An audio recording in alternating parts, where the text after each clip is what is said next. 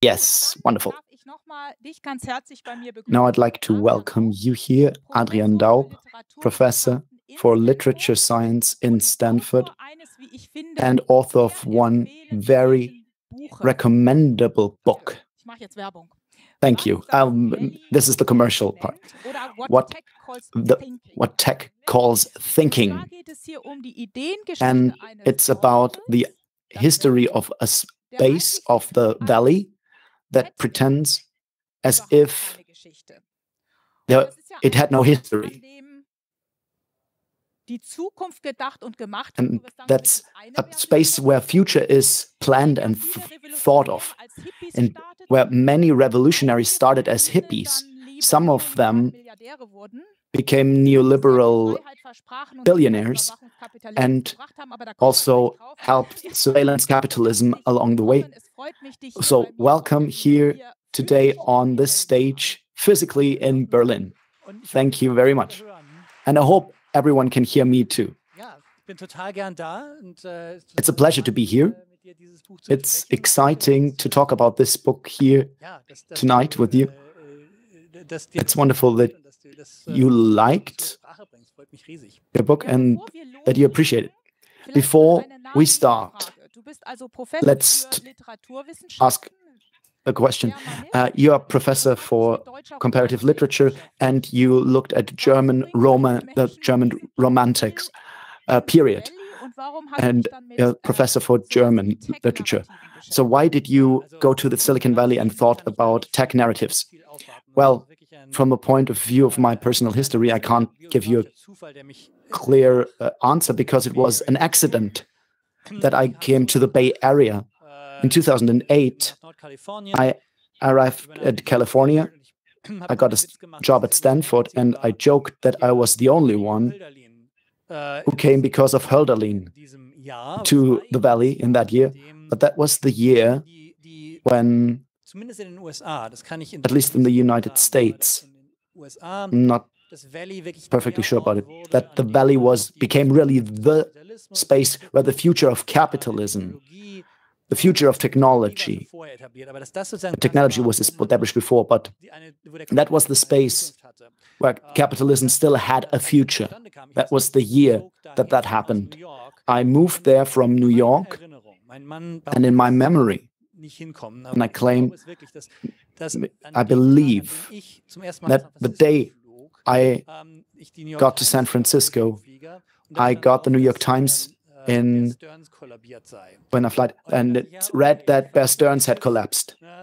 Okay, I'm leaving the ship when the first tank of the Titanic, the first gap appeared. And it was a moment of change in that region. That was already an object of fascination at the time, but that was the only. Became the focus at that point in time. And it was real accident that I got there. If academics are here, they know it. You go where the jobs are, and that's the reason why I came there, and you get into a new environment and you want to understand the new context you're in.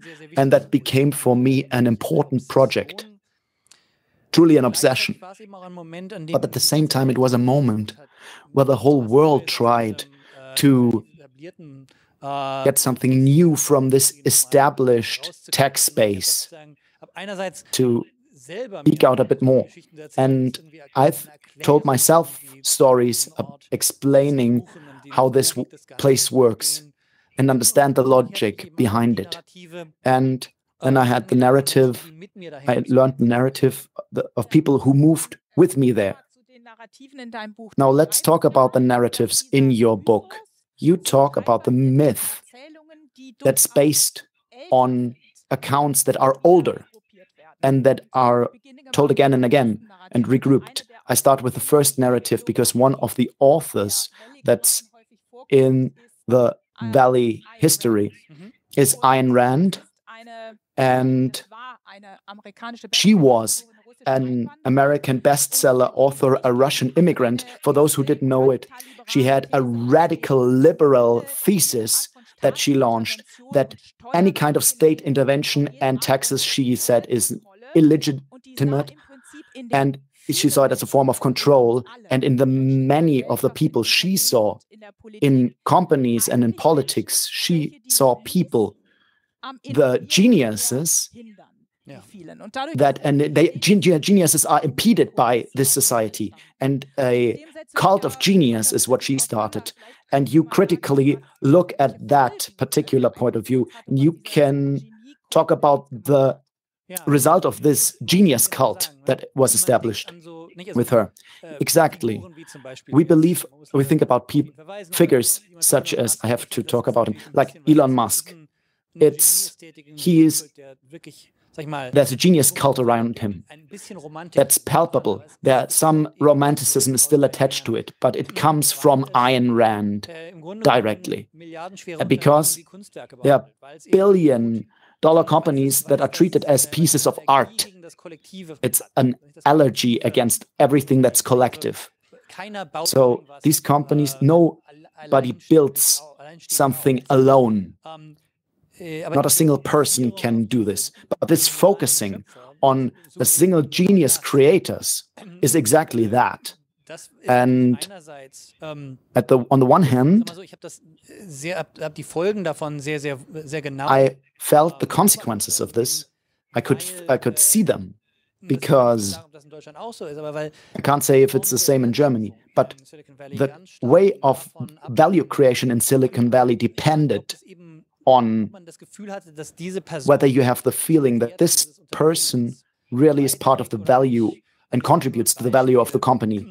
Just for an example, that the CEO was always extremely important, and that people whose work I might observe that are important in the structure.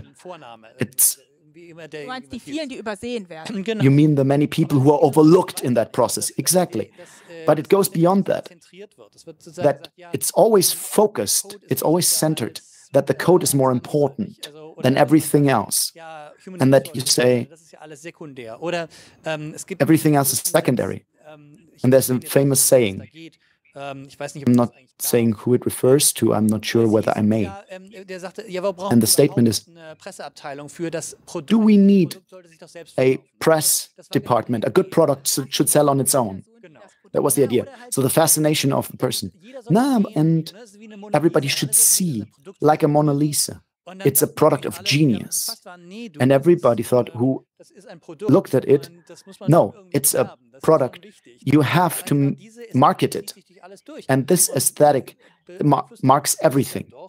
And it influences, at the end of the day, who earns money inside the valley, whose work is valued and who's not, and whose opinion is taken seriously and who is ignored.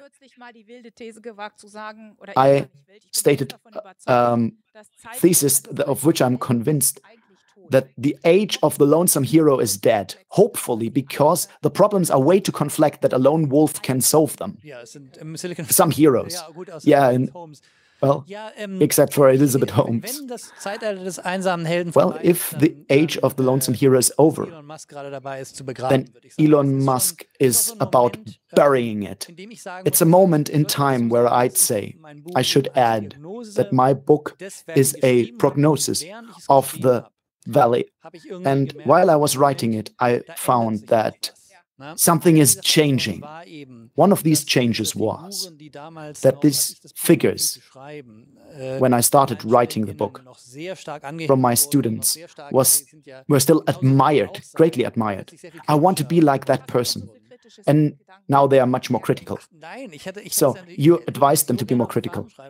I would love to have been responsible for that. But when the book was started out of frustration, because reading Adorno and Krakauer and running after money, and also having these savior figures and running after them, to need these saviors, my God, what's wrong? And when the book was done, and when I started writing it, the same students came to me, they had finished their studies, and then they say, I analyze it under these new premises, and I have a different point of view now. It's a moment that passed, I believe. Regarding students, I'd like to add another narrative that we like, the idea of failure culture. It's about the narrative of understanding your own biography, telling your own story. When I'm a student at Harvard, do I abort my study? Maybe I build a successful tech company, or maybe after failed attempts, I try again, and it ends up very strongly, as you said, it's stylized as a ability, entrepreneurship, being ready to take risks, creating something new and breaking off antiquated elites and ideas. Yes, you liberate yourself from the ancient systems of the earlier prestige. What fails, we know where these people stopped studying. Nobody says, I went to University of Nevada, Las Vegas.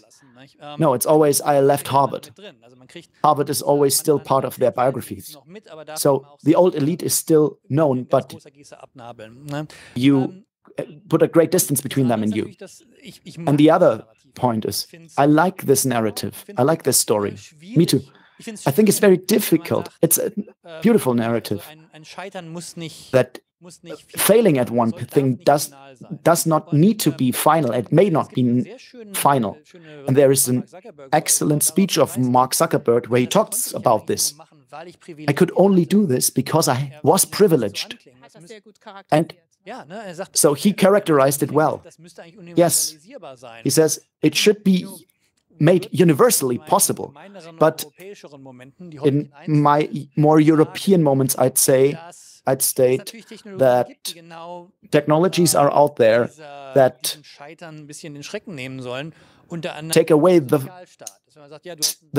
fear of failing, because there's a social net.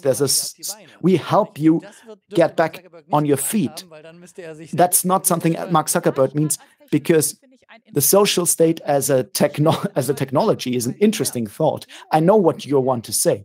In that moment, it's about taking away a risk. It needs to be a culture where you have a safety net. Exactly. That's like someone who still is studying at the NDFU and wants to build up a company. And that's completely all right. But the problem is, in the US, it's connected to $100,000s of dollars to do it. And you have to explain to me why failure there for those who are poor should be an option. Because if you can compensate for $100,000s of dollars of debt, but not everybody can do that. Part of this we try to look at from the entrepreneurship perspective, that you really try to create a culture in which it's okay to make mistakes as long as you do not repeat the mistake 10 times and start anew. So the idea of failure culture is, I'm greatly sympathetic to that idea. Yes, the problem for me is it was the most difficult chapter, the last chapter and the most difficult one, because I think the idea is beautiful, and I do not want to tell anyone that it's wrong. But the problem for me started.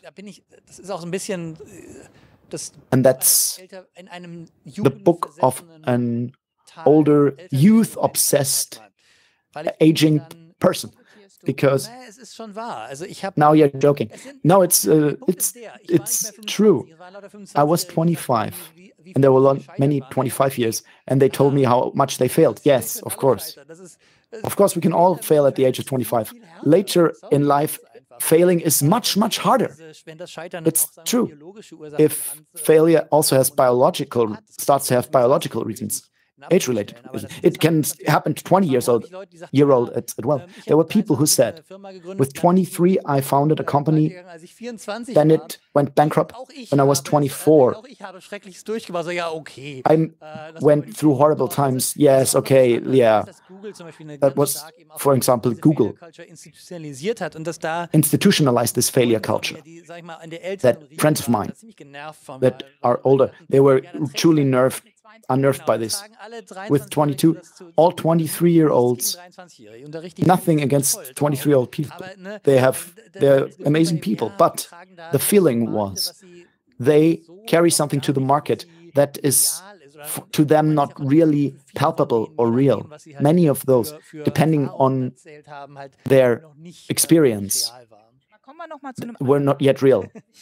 Let's get to another narrative. You write in the book about Marshall McLuhan. He's the father of this idea that the platform is more important than the content. And that's the mantra, the success idea of platform capitalism. The idea was originally connected to the hippies, when I understand it correctly. Yes. It occurred in different corners in the US. McLuhan in the 60s was published by one publisher and celebrated as a public intellectual. There's a famous scene in the town Neurotic of Woody Allen where he runs behind a poster. It's an example of how famous he was at the time. And the example of the hippies was there as well. And they wanted to change the United States, to create change. From the post-war conformity they wanted to break up. They were afraid of the Vietnam War. You wanted to demonstrate against it. And you realized we can give excellent content to people, as many facts as there are. And they still continue. They still will continue this to be conform with the state. And in this situation, there was the temptation to think, well, if the content can't be changed, then we change the platform. We change the medium, as McLuhan would say. And that was really tempting. You could tell we build into the consciousness of people. We change it via technology. And that's an idea that really directly were early attempts to build up communication, not to build up communication strategies, but to think about it. So it has nothing to do with McLuhan there. That came before. But when it was about taking a step back and looking at what's the meaning of all this, then McLuhan's ideas were far away. Not far away. And that was really implemented in reality. But what you say, tech called thinking, what tech calls thinking. But the icons of this, the icons are makers, are creators, super successful creators that are really successful. Where's the problem? When super successful creators become universal thinkers or are stylized as such.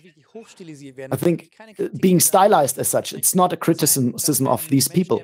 It's that a person who makes billions with an idea has opinions about it. Well, that is a good right. The problem arises when a culture in a society, when a discourse, then stylizes this. If it is considered almost as a new Bible. This guy knows where we have to go. And there are interesting texts of these founders where they are saying they saw everything as an engineering problem and they tried to solve that. And I thought later about what does this all mean? And this idea of a thought leader is an attempt to fill a gap between this incredibly important problems in our reality, in the present, on the one hand, and on the other hand, the fact that they are very concrete projects, sometimes still are very concrete projects. There's the famous scene And I believe it really happened somewhat like that in the social network. When first wins of Larry Summers, back then the president of Harvard, where they talked to them, look, your funny app with the photos, it doesn't matter if it was stolen, it can do both. And he didn't understand it. And in the movie, it was like a ha-ha-ha scene. The old guy doesn't get it. But it really marks something real. That the changes this starts, that someone like Mark Zuckerberg could not really anticipate. The challenges lie in this success. By many followers is considered like a replacement religion. Yes, I'm careful. I'm not religious myself, me neither. And I do not want to offend the religion, because I believe religion can do more than this, such a narrative. But I have religious friends, and I always think, well, hopefully it's about more than that. But it's true. It was an answer to big questions. Whether it has a religious dimension, I don't know. But important questions of the present, and also the wish or the hope that someone knew where we are going. That was very clear to me. In particular, the European point of view on Silicon Valley, which is different than the American view, works differently. That it's really created by whether you were warning in front of it or whether you're celebrating it. That it was calming, that someone had the future in his hand, and it was not that open, not that fearful. I find this disconcerting. But let's talk about another important topic, purpose. Purpose. There's almost no company that does not think about what's our purpose. What's the mission? What's the mission statement? Because people like to work for something that makes sense to them. The amount of problems is uncountable. With regards to fighting the ecological disaster happening, we have not made too much progress there. We have a war going on, and we're fighting with the aftershocks of the pandemic. So the amount of problems is enormous, and you can find endless problems out there. How do you think about the question about having purpose in companies, finding purpose there? Is this a trick to exploit people or to exploit yourself? Or is it a good idea? Well, in Silicon Valley, when I could observe it, I tend to the first answer. Often there was an argument about this promise of purpose. And often the answer was, well, you have to be mission-minded, it's been down for the cause. That was an important phrase that no longer exists either. The people stopped using it. But it was always, you are not part of a normal work relationship. It's more than work. And therefore, you should be fine working more than you would at a normal workplace. This exists less in Europe, this idea. But it exists now, it starts to cease existing in Silicon Valley as well. I think that in the industry here in Germany is much older. And there it makes a difference. Because many of my students who were directly recruited from college did not have a comparison how a normal work environment looks like, a normal working relationship. They were enthusiastic, and then it often was self-exploitation. Because you can say, well, someone who is paid $150,000 after college, you shouldn't not necessarily have pity with them, but exploitation is exploitation. And it was very hard to see this sometimes. And if you understand the mission was an app that maybe makes credit card payment faster, like PayPal or different. And oh, and for this, you now have 100-hour work weeks. Ja, ich will auch nichts dagegen sagen. Ich sag ja, ich sag mal so. Now I'm saying there is a good reason for that, which I think in the German discourse is not mentioned enough. Why these companies, for example, have built up campuses, for example, where we have menses, etc. I mean, this is a continuation of the study environment. It's not that they have looked at someone, they have looked at us. This was our plan for self-exploitations and also for the students. So we are the origins, so to say. Also the professors, we are the origins of that. We are the basic evil, and we have not gotten it from the steel industry or automotive industry. This is up to our own fault. I mean, we are still in Europe, and very often I hear about the debate, for example, probate Europe, for example, which is matched between the gigantically successful models from the United States or from the Valley, for example, with models of capitalism on the one hand, and on the other hand, the state of supervision in China and an extremely also successful tech trajectory. I love and innovation, I have to say, and technology, I have to admit, but I want to make it more humane, I have to admit. But I would like to hear it from your perspectives. If you look at Europe, for example, where do you see opportunities for that? It's a huge question, to be honest. I think, and I can only say that I believe that the questions are lying neither in China nor in the Silicon Valley. I think that, I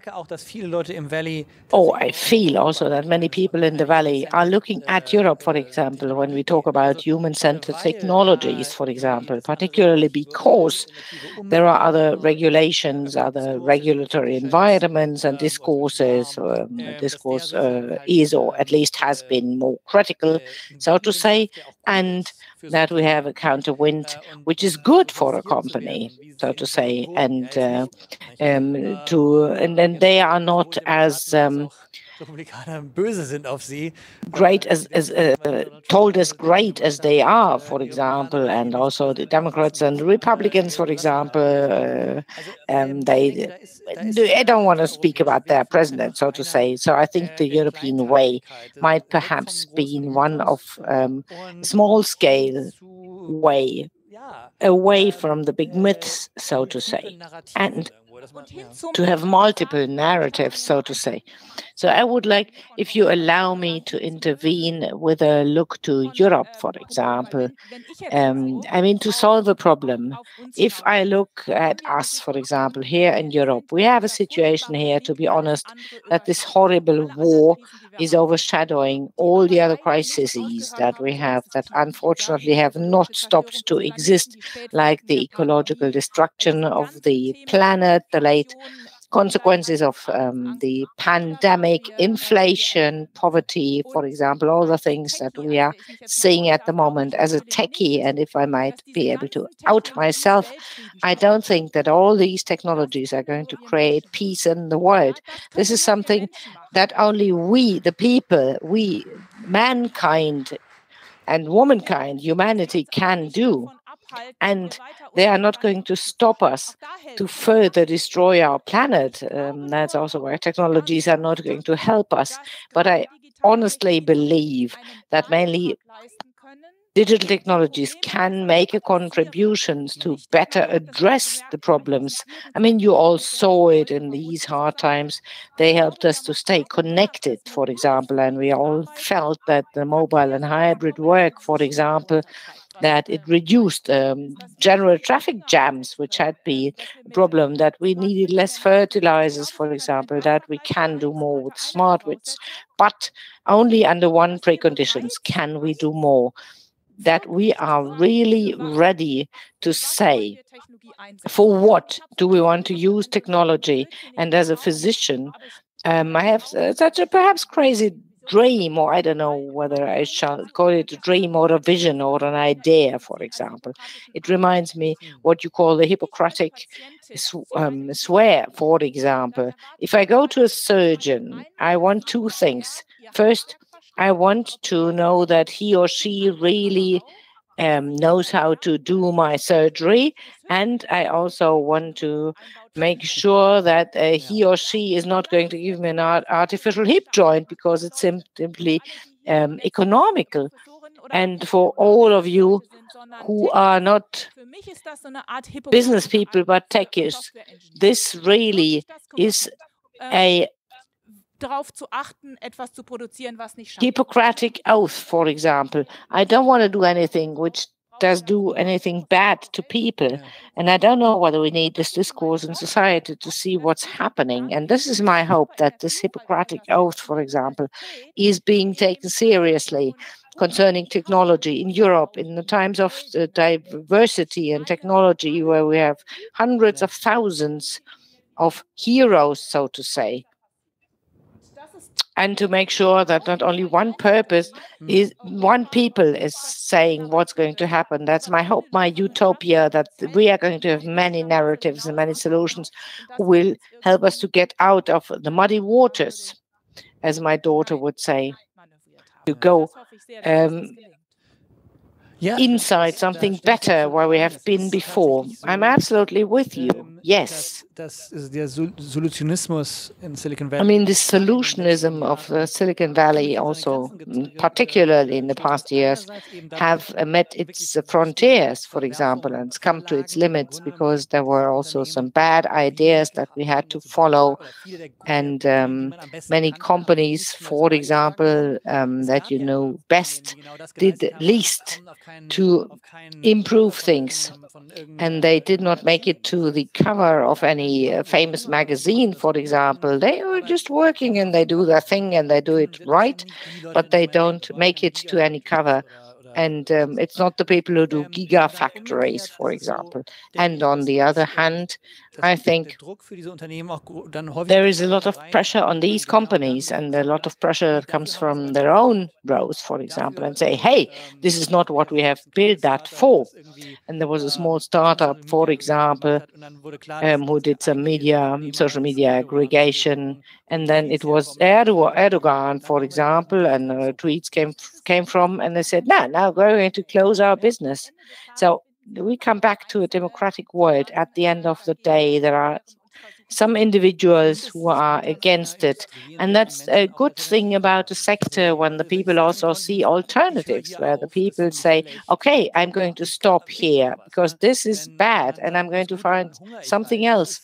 And of course, it's not, of course, if you have to suffer from hunger, then you have to do something better. And the state is also asked. I mean, there are so many whistleblowers, and it has to do with protection, for example, to say, you can do something, you can say something, you can make a contribution.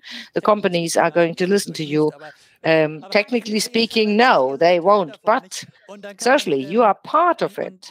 And you can also say that if we look at society, for example, in general, as a society, we can improve certain things. And we have to be courageous. And if you really have to look down at the bottom of things, it's more difficult. But before we come to the Q&A, I have two personal questions. The first one would be, for example, as we also saw in our last talk, for example, how much you care about critical thinking of students. What do you think? What is the role of a university professor nowadays in all this debate? I would say that my role always has been, and the book started with a certain consternation about my students, so to say. And I have to say, it was never my intention to write a book, to give you a lecture, for example, that you do your life wrong, that you have to do things better. No, that was never my intention. I thought, okay, I know how these people are thinking. I know that they are capable of thinking better. And in my book, I did not want to put things to the devil and not devilish this sector for all of those who want to work there. And I never wanted to say that certain companies, for example, know it all. I think this is a native and a critical book, or this is something that we bring along as critical human beings, that there is a sense of something is going wrong in a company. And that is absolutely important. To give you one example, one of my students, my female students, for example, who did some seminars with me, she went to another company and she came back and said, I think they are throwing me out because I said that only males are talking in the speeches and there are no people of color, etc. So that was a completely different theory from my approach, so to say. But she started with this observation, and then she said, what does this say about power relations, for example, about the standards that are, so to say, plausible and plausibilized? No one wants to be a racist, but the effects are there. And that was exactly that someone had a critical view on things, a critical approach. And I think this is where we have to really activate the potentials sleeping in mankind. That's my role. And on the other hand, we have to save them from giving too easy answers. And you said you have a daughter, which is 1.5 years old. If in a few years she's going to say, I have a great idea, I want to become a tech millionaire, well, nothing against it. If she gives me something, if she includes me in her benefits, right? No, I would, seriously, I would hope. Well, let me put it in other words. I do not hope that she's going to grow up in a world where this is going to be the new world of I want to be an astronaut, for example, or a farmer, dinosaur, or something like that. If everyone wants to be an astronaut, and if she's one of the Wednesday Addams, for example, I'm going to be Mr. Burns, a tech millionaire, whatever, then she's going to be a tech guy. But if she wants to be that, it's not to escape, for example, and to be the world more rich, but she wants to discover a new Star Trek world. Yes, as a romantic physician, I can only underline that. Then she shall really do some Nordic research, and that's great. I have nothing against tech millionaires, but if everyone thought like that, it would make me very sad. If she would be the crazy one to say, I'm going to do something new, I would be happy. Have I forgotten something that you want to say? But no, let's have a look at the questions. So thank you so much, Adrian.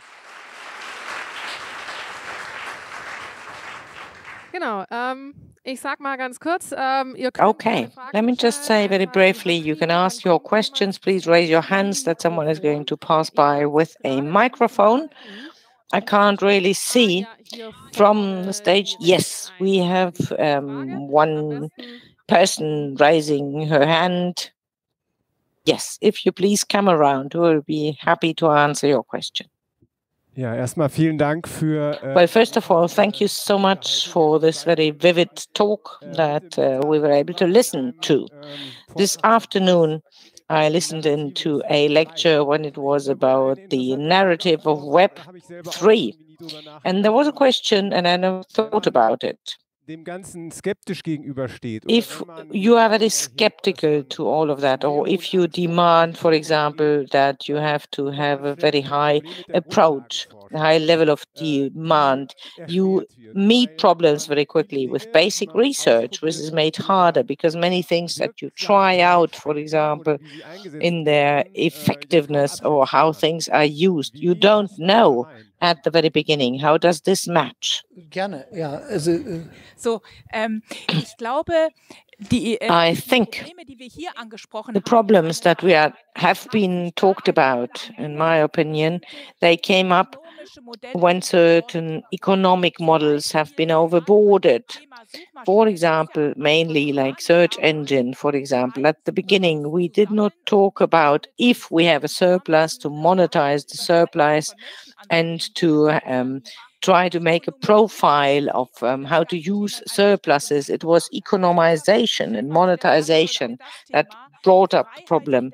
So I think also here, freedom and basic research, you need that, but you have, even if you try things out as a society, as a regulator, or also as a company, you have to think, well, if I want to start a commercial applications, what do I consider legitimate or legal? So I think in the explorative in basic research, there are certain differences. And I think in Europe, we are regulating too much, and we are killing in the butt the basic research. Another thing that we talked about the glass people, for example, and vitreous people, for example. Visit utopia or dystopia, for example. I think this is something that goes hand in hand. They are both narratives, and I would be warning against narratives who say, for example, I mean, they know everything at a first glance, or they are going to go this or that way anyway.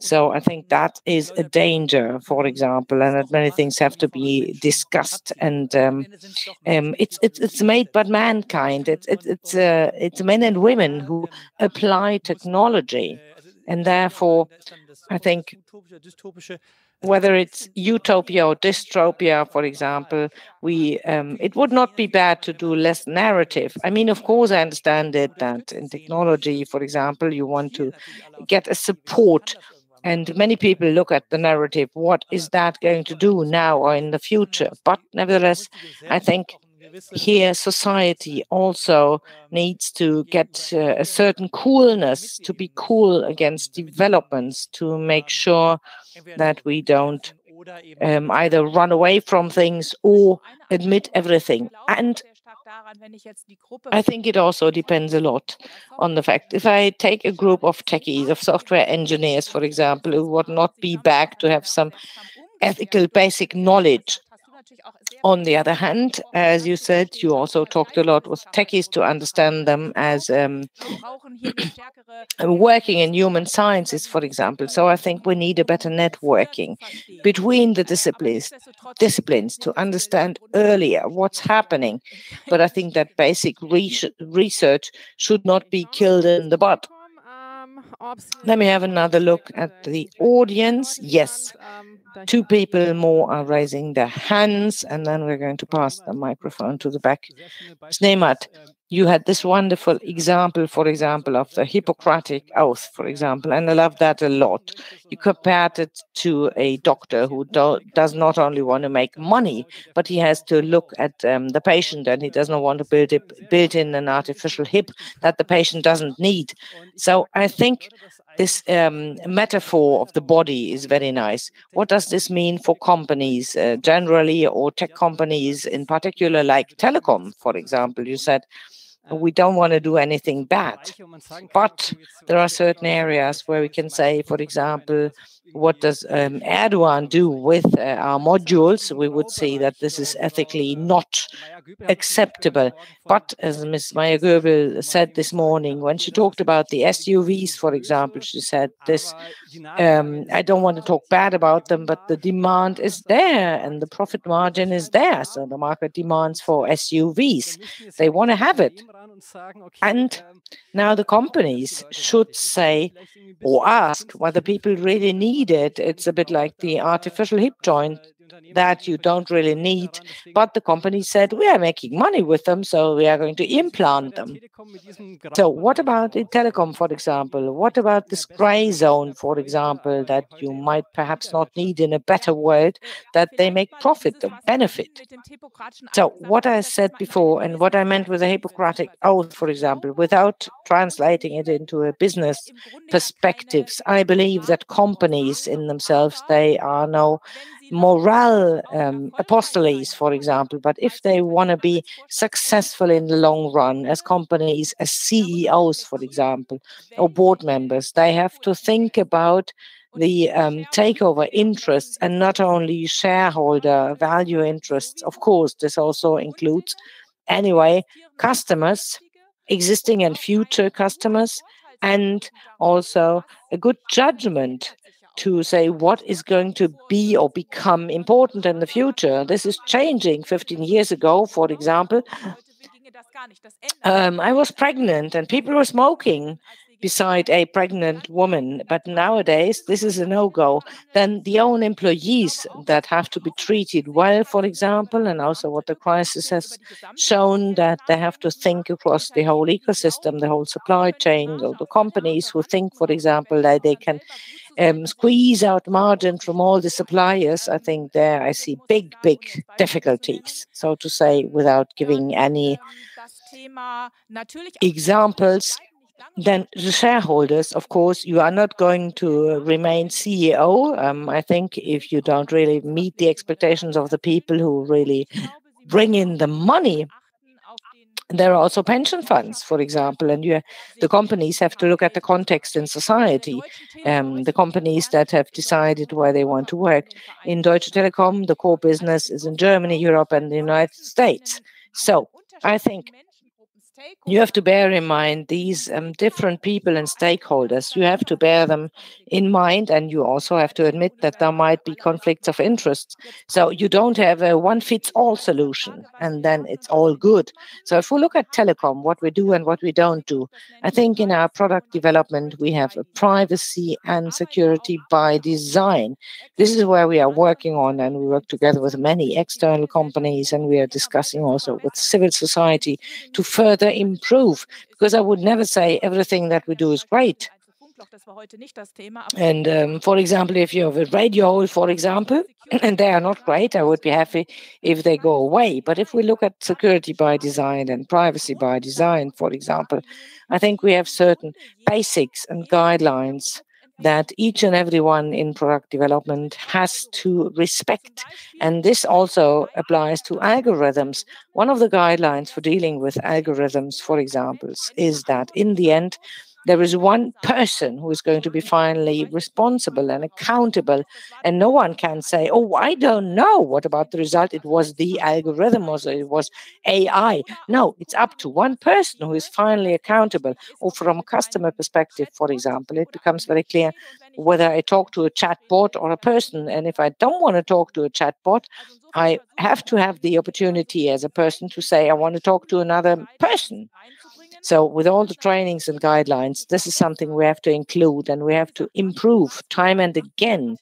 And what we consider legitimate or not, this also has changed in the course of time. Just look at the green or organic topic we said until 2025 in our footprint. We want to be carbon neutral at the latest. I mean, 10 years ago, this has not been an issue. So it's not that now nothing we say is cast in stone forever.